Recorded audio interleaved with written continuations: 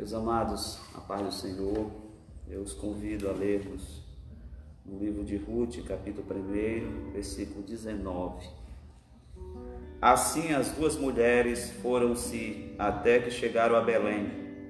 Entrando elas em Belém, toda a cidade se comoveu por causa delas. E as mulheres perguntavam: não é esta Noemi? Respondia-lhes ela: não me chameis Noemi, chamai-me Mara, porque grande amargura me tem dado o Todo-Poderoso. Cheia parti, porém vazia o Senhor me fez voltar. Por que me chamareis Noemi? O Senhor testificou contra mim, o Todo-Poderoso me afligiu tanto. Assim voltou Noemi da terra de Moabe, e com ela Ruth, sua nora, a moabita. Chegaram a Belém no princípio da cega da cevada. Meus amados, após Ruth convencer a sua sogra de que ela lhe seguiria sem se importar com as consequências, sem se importar com as dificuldades que viria pelo caminho, Ruth tem a permissão da sogra de caminhar com ela. E elas vão caminhando num percurso de quase 80 quilômetros da terra de Moabe até Belém. E aqui as escrituras nos diz que elas chegaram, até que chegaram em Belém.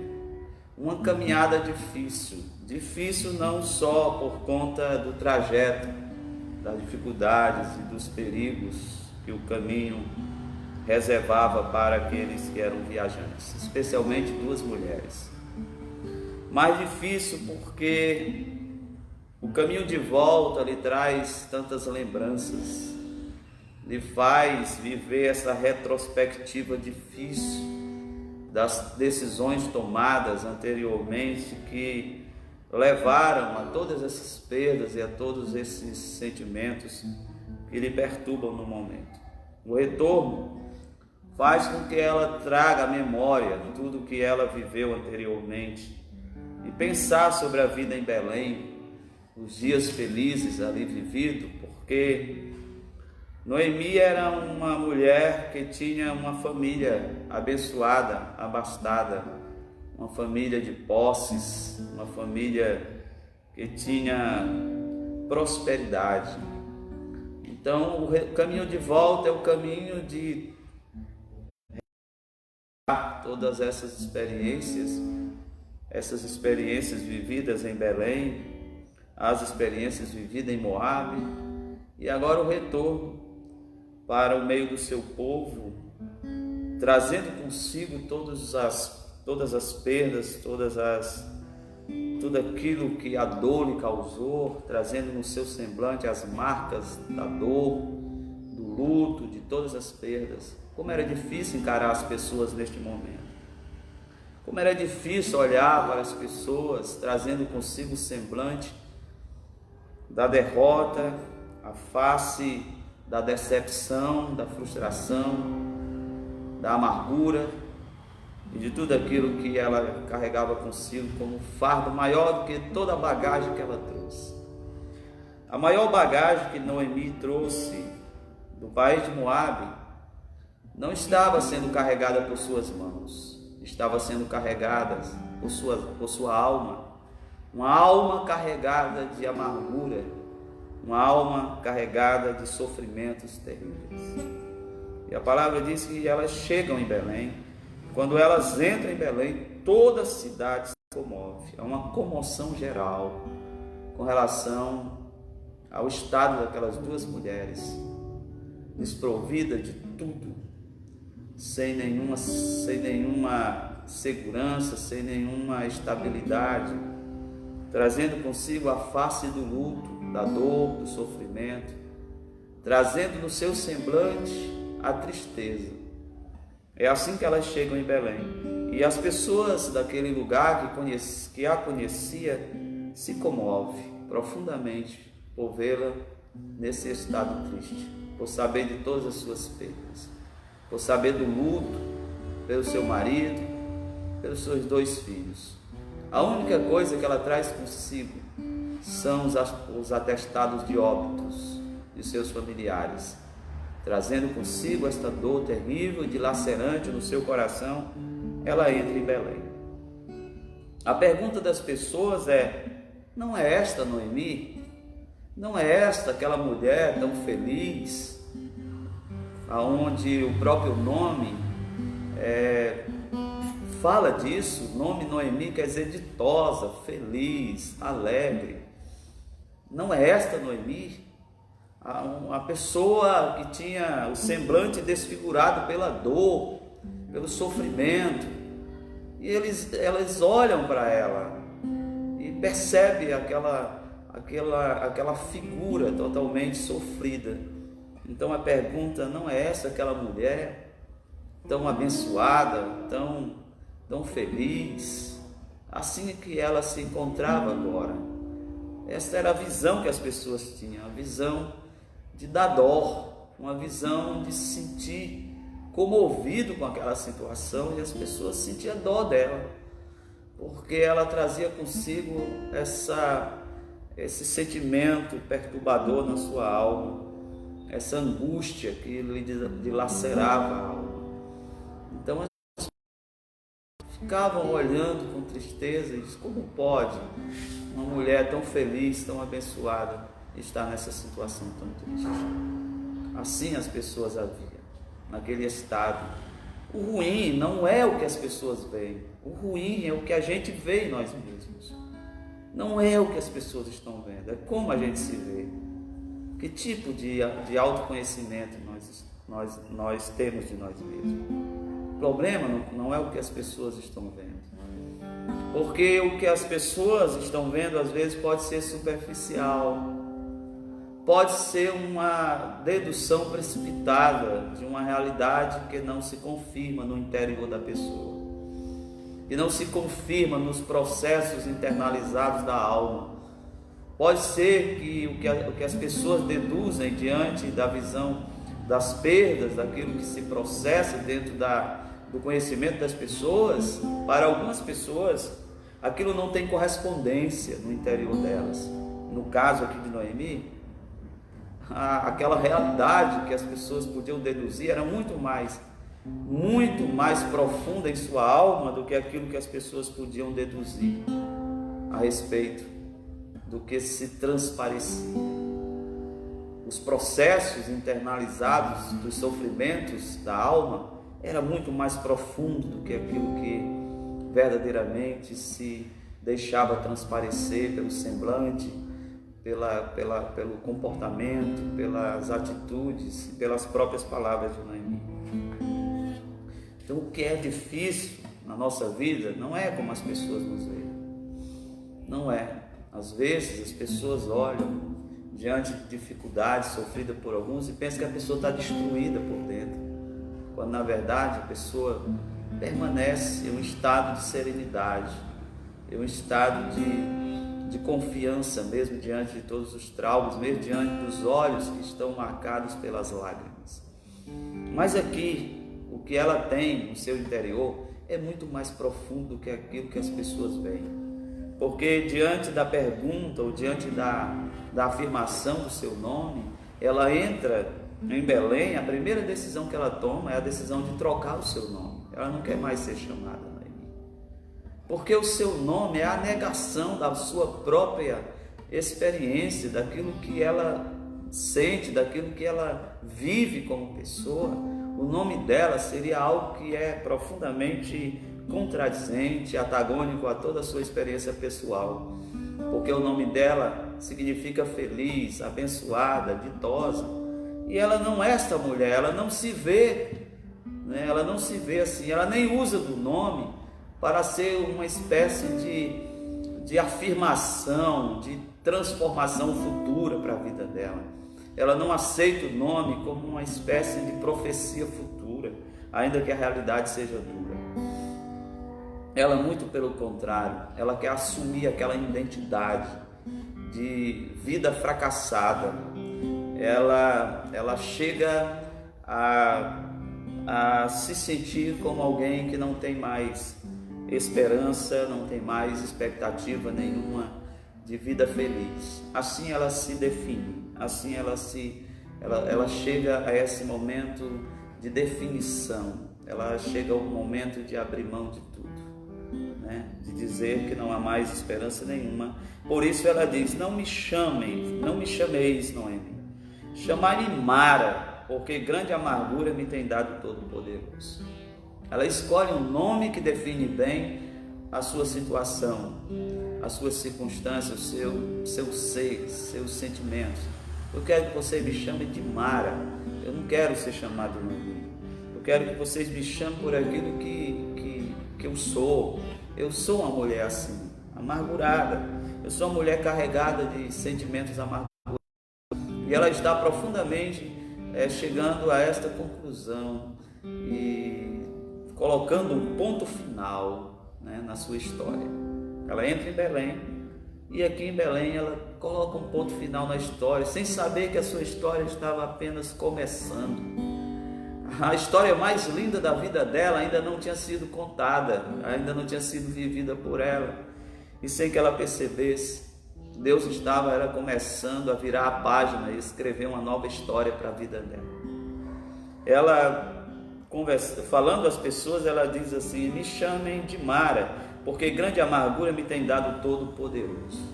O que é interessante na vida de Noemi é que ela atribui todos os seus sofrimentos e perdas a Deus. Porque ela, como alguém que conhece a Deus, sabe que Deus é soberano sobre todas as coisas. Ela não vê a sua vida como uma vida entregada ao acaso. Ela não vê a sua vida dentro de uma visão fatalista, do que tem que acontecer, acontecerá.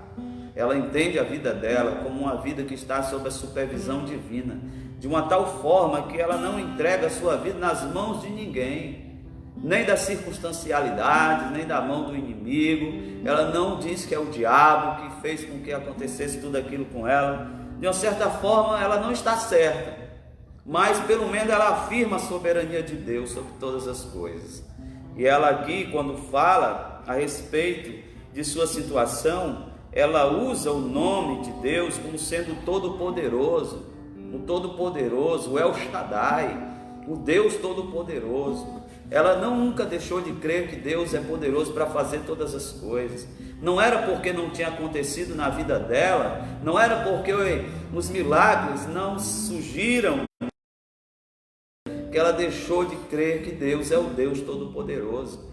Ela afirma aqui a sua confiança nos atributos de Deus. Deus é o Deus Todo-Poderoso. Quer Ele tenha feito ou não tenha feito na minha vida alguma coisa que possa confirmar essa realidade, ela crê que Deus é o Deus Todo-Poderoso.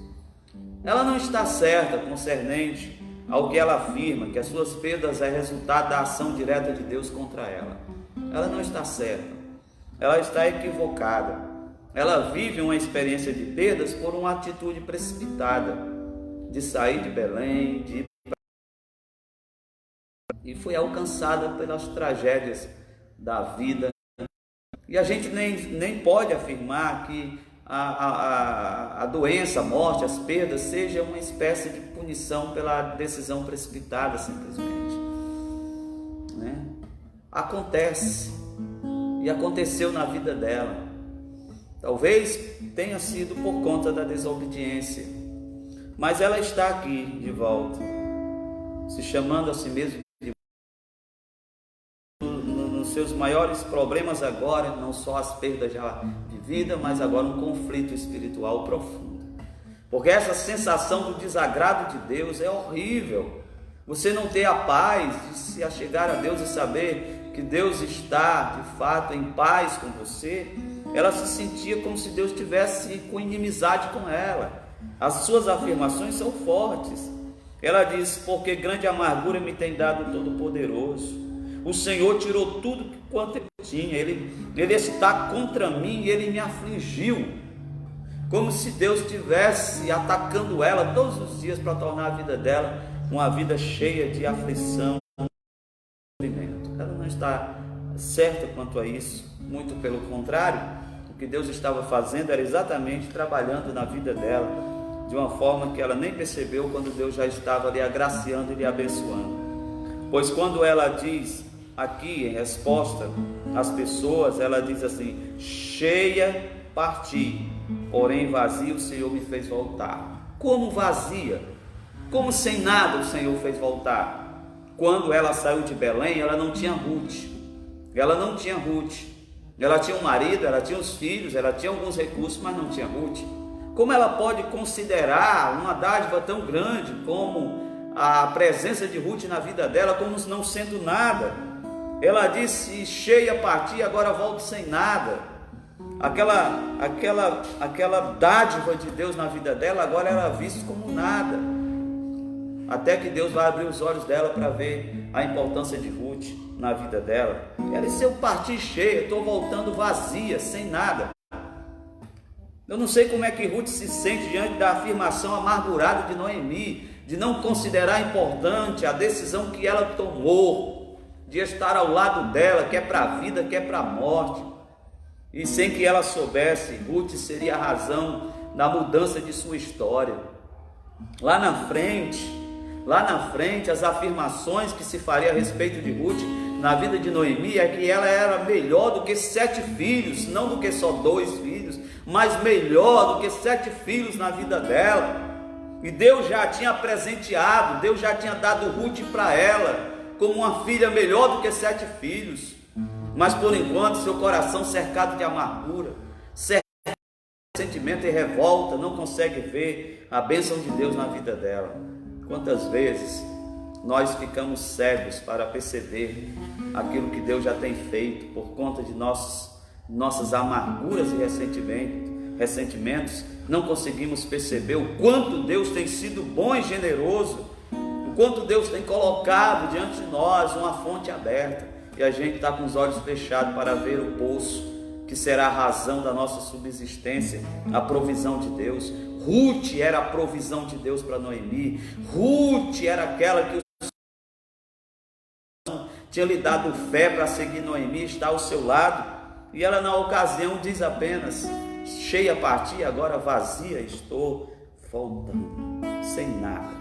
Estou voltando sem nada. Como sem nada? Ao lado dela estava o maior presente da sua vida, aquela que seria melhor do que 7 filhos para ela. Ela disse: o Senhor testificou contra mim, o Todo-Poderoso me afligiu tanto. Como é a vida de oração desta mulher? Como é a vida devocional dela? Carregada de culpa, carregada de questionamentos, carregada de sentimentos perturbadores, de achar que Deus está contra ela de alguma forma. Ela não sente paz no coração. A luta é constante. Esse conflito espiritual é uma das coisas mais horríveis. O que Deus vai desfazer no coração dela. No dia que ela abre os olhos para saber que Deus não a abandonou, que ela começar a ver como Deus esteve presente, porque ela não conseguiu ver, mas Deus estava presente o tempo todo. Lá um pouco mais adiante ela vai abrir os olhos para esta realidade e perceber o quanto Deus esteve presente em toda a sua saga, em toda a sua jornada, em toda a sua caminhada.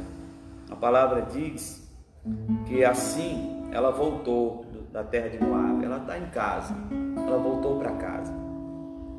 E quando ela chega em Belém, a palavra diz que era o princípio da cega da cevada, o princípio das colheitas, aquele momento em que a comunidade de Israel festejava, se alegrava, jubilava diante de Deus pela prosperidade concedida. Era o momento deles colher os seus primeiros frutos e movê-los diante do Senhor como gratidão. Uma coisa que não existe no coração de Noemi é gratidão. Existem murmurações, existem reclamações as mais diversas, mas gratidão não é uma coisa presente. Então ela chega dentro do ambiente de gratidão e de alegria, e não há alegria no coração dela, não há prazer. Quantos de nós já não vivemos assim, momentos em que todo mundo se alegra e você parece ser a única pessoa que não consegue sentir alegria?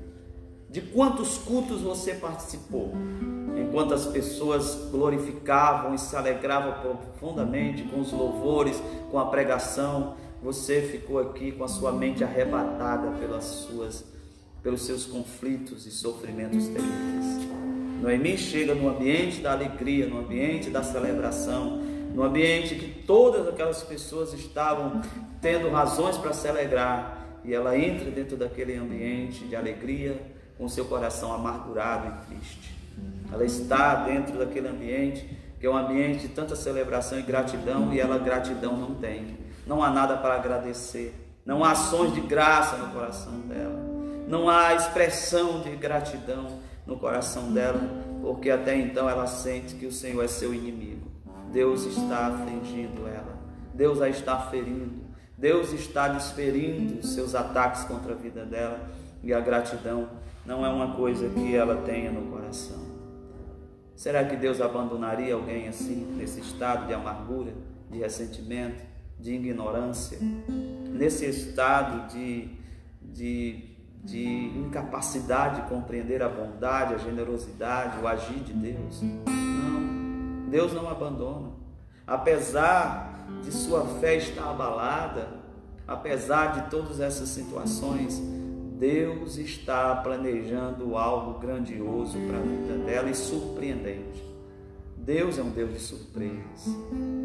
Deus é um Deus de surpresas.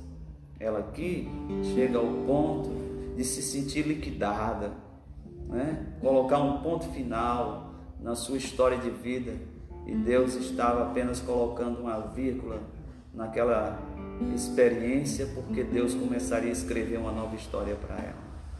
Uma nova história começa a partir daqui. Ela está no lugar certo. Sem saber, ela foi impulsionada por Deus para voltar para a terra de Belém, porque Deus vai fazer algo extraordinário na vida de Noemi. Ela chega nesse ambiente de festa, mas ainda não tem razão para festejar. Ainda não tem razão, mas antes dessa festa acabar, ela vai ter alegria. Antes das pessoas terminarem de festejar, ela festejará com os que cantam, ela cantará com os que estão alegres, porque Deus fará isso. Deus jamais permitirá que essa festividade termine, porque é exatamente nesse período da colheita que Deus vai mudar a história de Noemi. Vai tirar dela a amargura, vai tirar dela todos os sentimentos perturbadores, e ela vai voltar a cantar, e ela vai cantar novamente. A esperança vai voltar para o seu coração, mas por enquanto ela está lá, e a coisa que ela sente é que ela não se chama mais Noemi. Eu sou uma mulher assim, amargurada. Para mim não há esperança. Foi isso que ela disse para as noras: olha, não há esperança para mim, não tem futuro para vocês ficar ao meu lado, porque futuro eu não tenho.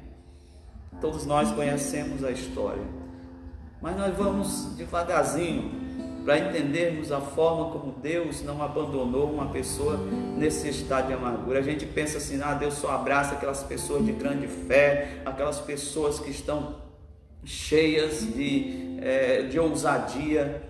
Deus está olhando para uma mulher que caminha na direção da presença de Deus, carregada de sentimentos perturbadores e angústia no coração, tendo no coração uma única certeza: Deus está profundamente desagradado de mim.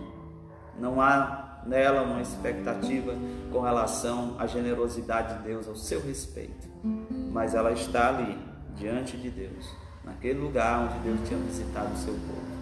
Se lembra que quando ela começou a se mover para sair do lugar onde estava, ela se move por uma palavra. Em Moabe ela ouviu que Deus visitara o seu povo.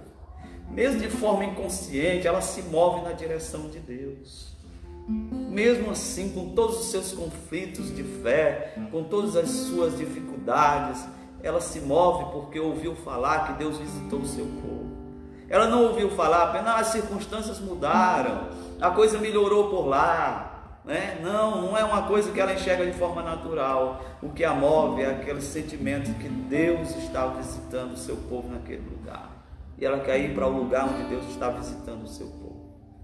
Mesmo diante de toda essa situação, ela caminha na direção do lugar da manifestação de Deus, e ela está aqui agora para vivenciar a ação de Deus em seu favor. Que Deus abençoe e que nunca você coloque um ponto final onde Deus ainda não permitiu isso. Deus sempre tem uma nova página para ser escrita. Deus pode transformar as nossas amarguras, Deus pode transformar as nossas maras em lugar de delícias.